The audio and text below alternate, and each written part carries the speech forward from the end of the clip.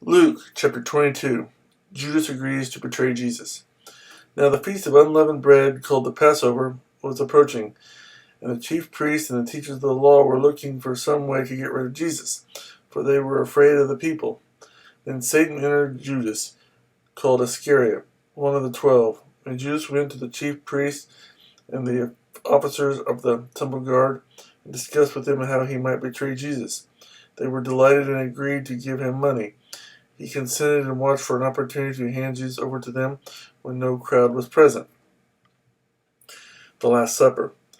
Then came the day of unleavened bread on which the Passover lamb had to be sacrificed. Jesus sent Peter and John, saying, "Go and make preparations for us to eat the Passover." "Where do you want us to prepare for it?" they asked. He replied, "As you enter the city, a man carrying a jar of water will meet you. Follow him to the house that he enters, and say to the owner of the house, 'The teacher asks, where is the guest room where I may eat the Passover with my disciples?' He will show you a large upper room, all furnished. Make preparations there." They left and found things just as Jesus had told them, so they prepared the Passover. When the hour came, Jesus and his apostles reclined at the table, and he said to them, "I have eagerly desired to eat this Passover with you before I suffer, for I tell you, I will not eat it again until it finds fulfillment in the kingdom of God." After taking the cup, he gave thanks and said, "Take this and divide it among you, for I tell you, I will not drink again of the fruit of the vine until the kingdom of God comes." And he took bread, gave thanks, and broke it, and gave it to them, saying, "This is my body given for you. Do this in remembrance of me." In the same way, after the supper, he took the cup, saying, "This cup is the new covenant in my blood, which is poured out for you. But the hand of him who is going to betray me is with mine on the table. The Son of Man will go as it has been decreed, but woe to that man who betrays him." They began to question among themselves which of them it might be who would do this. Also a dispute arose among them as to which of them was considered to be the greatest. Jesus said to them, "The kings of the Gentiles lord it over them, and those who exercise authority over them call themselves benefactors. But you are not to be like that. Instead, the greatest among you should be like the youngest, and the one who rules like the one who serves. For who is greater, the one who is at the table or the one who serves? Is it not the one who is at the table? But I am among you as one who serves. You are those who have stood by me in my trials, and I confer on you a kingdom just as my Father conferred one on me, so that you may eat and drink at my table in my kingdom and sit on thrones, judging the 12 tribes of Israel. Simon, Simon, Satan has asked to sift you as wheat, but I have prayed for you, Simon, that your faith may not fail, and when you have turned back, strengthen your brothers." But he replied, "Lord, I am ready to go with you to prison and to death." Jesus answered, "I tell you, Peter, before the rooster crows today, you will deny 3 times that you know me." Then Jesus asked them, "When I sent you without purse, bag, or sandals, did you lack anything?" "Nothing," they answered. He said to them, "But now if you have a purse, take it, and also a bag.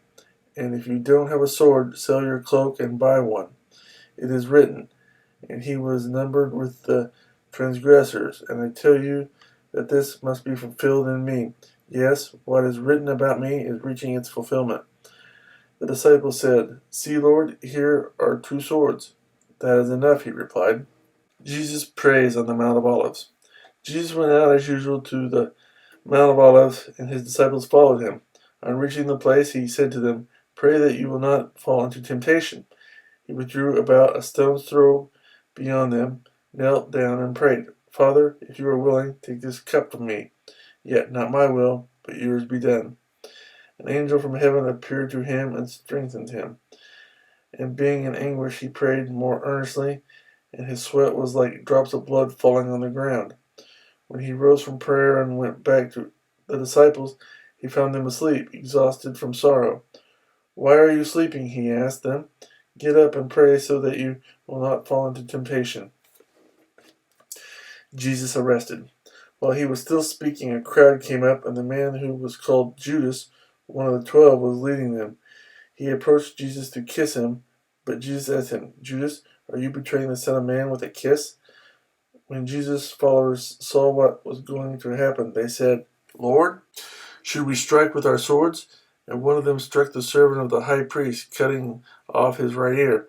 But Jesus answered, no more of this. And he touched the man's ear and healed him. Then Jesus said to the chief priests, the officers of the temple guard, and the elders who had come for him, am I leading a rebellion that you have come with swords and clubs? Every day I was with you in the temple courts, and you did not lay a hand on me.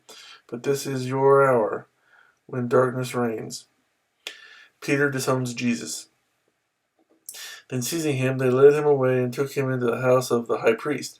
Peter followed at a distance, but when they had kindled a fire in the middle of the courtyard and had sat down together, Peter sat down with them.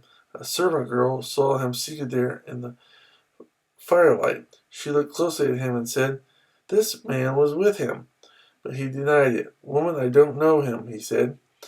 A little later, someone else saw him and said, you also are one of them. Man, I am not, Peter replied. About an hour later, another asserted, certainly this fellow was with him, for he is a Galilean. Peter replied, man, I don't know what you're talking about. Just as he was speaking, the rooster crowed. The Lord turned and looked straight at Peter. Then Peter remembered the word the Lord had spoken to him. Before the rooster crows today, you will disown me 3 times. And he went outside and wept bitterly. The soldiers mocked Jesus. The men who were guarding Jesus began mocking and beating him. They blindfolded him and demanded, prophesy, who hit you? And they said many other insulting things to him.